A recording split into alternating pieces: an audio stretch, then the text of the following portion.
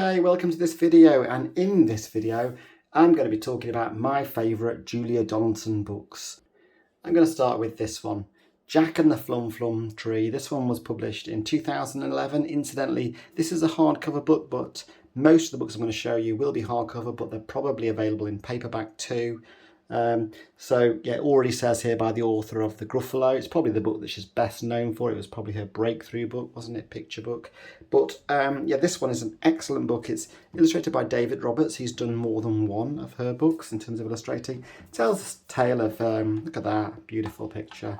It tells the tale of a boy called Jack. He's got a poorly granny, and he goes on a little quest to basically find a Flumflum tree which has a cure. He's got loads of objects and he uses those on his quest. He's got a couple of pals with him.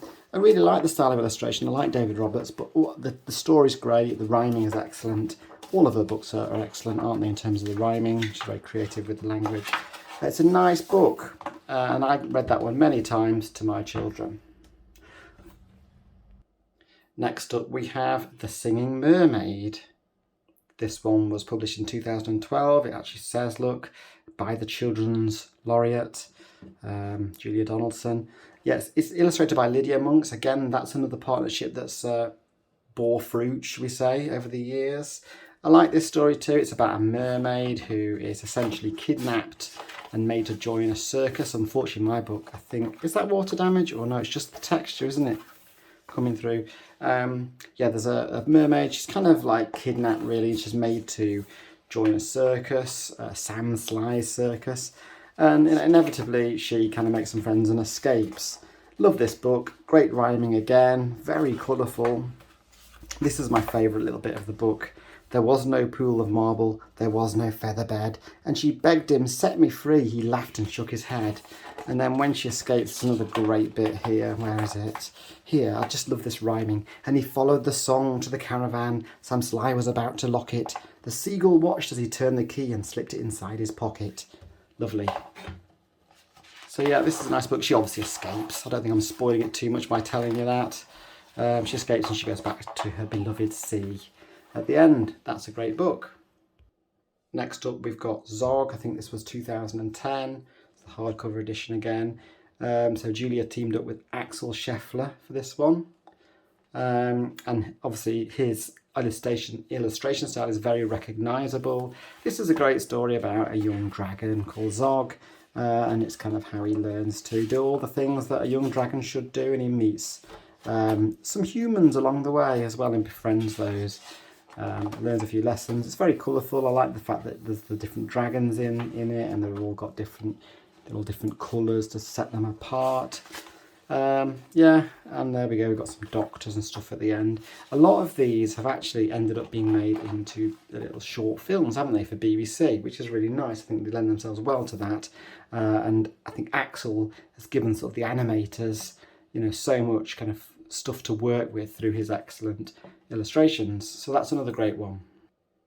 So this is a slightly newer book. I think this one was 2016, The Detective Dog. So Julia's teamed up with Sara Ogilvie. I hope I've got that right. I really like her illustrations. Her style's nice. I think is it Meet the Parents by her. I love that, and I love this one too. It tells the story of a dog who basically ends up saving the day. He's got a very good sense of smell, as dogs do. And essentially, some books go missing from this school. Look at that illustration. You can look at this for ages just to see all the different stuff. You can look at it for ages, just see all the stuff, different stuff going on in that classroom. The books basically go missing one day. And, the teacher's really sort of depressed about this. There's no books. The kids are all fed up. I love that. Look at that. But, the dog saves the day. Detective Dog Nell. And they go on a little bit of a search, find out that this guy, Ted, who loves reading, has kind of like borrowed them. And he kind of atones for his sins, gives them back. And then they show Ted that actually there's this thing called the library. There's loads of books there. And you can just enjoy them for free and borrow them. And he's happy as Larry once he knows he can do this. It's great, a great story, great rhyming. One of my favourites, this one.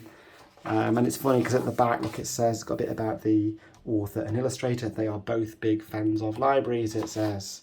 So I like the library themedness of that book. That's a great one. Okay, so it was really only a matter of time in this video before I mentioned the Gruffalo and possibly the Gruffalo's Child. And I've actually got both of those. This is a really nice limited edition, kind of slipcase edition of those stories in one. They come as separate books. I've done a separate video on the channel about this. You can hunt that down. These are nicely presented, both great stories. I can never quite make my mind up which I prefer. Is it the Gruffalo or the Gruffalo's Child? I kind of like the Gruffalo because obviously it came first.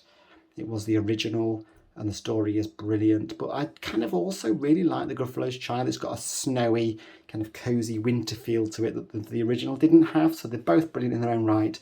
And this is a nice edition as well of those. So there we go.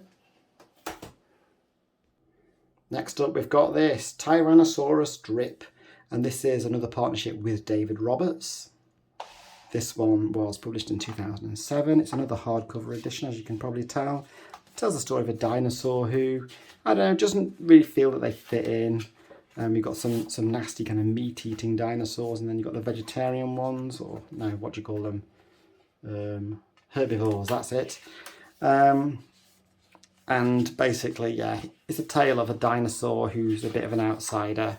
Obviously, it's got a happy ending. It's kind of scary in a few points. But yeah, the baddies, you know, they learn their lesson, they fall in the river, and it's all good at the end. And yeah, it's got, again, a really nice rhyme to this book. So yeah, it's good. That's Tyrannosaurus Drip. Tabby McTat's next. Another teaming up with Axel Sheffler for this one. I can't remember what year this was. Let's have a look. 2009, I think.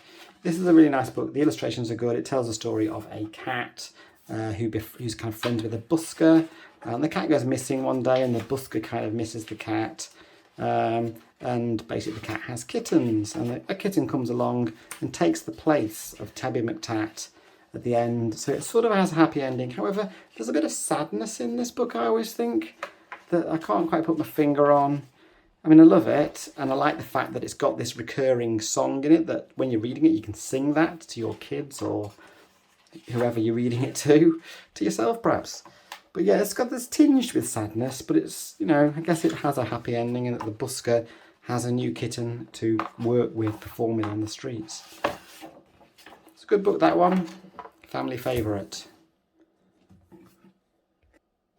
Just a couple more to go. I've got The Highway Rat. That was also made into a film fairly recently. This is about a rat who kind of steals food on the highway and is generally a bad egg. And he comes to a slightly sticky end. It's another Axel Sheffler book. Yeah, this is not one of my favourites, it has to be said. Actually, there are better ones than this, but I do own this one, and I have read it a lot to my kids, and they seem to like it. So yeah, this was 2011, that one. Okay, so finally, last but not least, we've got The Troll. It's another book that's a partnership with David Roberts in terms of the illustrations. This is a large book. You can't, you know, it's a bit taller than most of them. You can't quite fit it on the screen. But I like this book a lot. I like the fact it's almost a bit like a Tarantino picture book, because you've kind of got these two kind of stories that it's flipping between, and you don't quite know how the troll story is relating to the pirate story to begin with. It keeps flicking between them, and obviously their kind of paths merge or what's the word? Yeah, then they cross over, and you realise how the story's entwined towards the end. Great rhyming in this, and it's very sort of like, I don't know, it's a bit like the Troll and the Billy Goat's Gruff. Who's that trip-trapping over my bridge? I like the little nod to that story. And I like the fact that the pirates take it in turns to cook stuff in this, and they make really horrible food. It's got kind of a twist at the end. I won't spoil that, because if you've not read this book, it's one of my favourites. It's a brilliant book, and it does have kind of quite a funny twist at the end. So I'm not going to show you that in case you haven't seen it already. Get this book, it's a great one. And I like the back there with the different pirates and their quotes. So yeah, that was the last one. Thank you for watching this video. I think Julia Donaldson is awesome. She has made some amazing books. My kids have really appreciated me reading them, and I really enjoyed buying them, sourcing them, and reading them to my kids over the years. So thank you for all of these, and thank you to all the illustrators involved in these books as well. Thanks for watching this video, and we'll see you next time. Bye for now.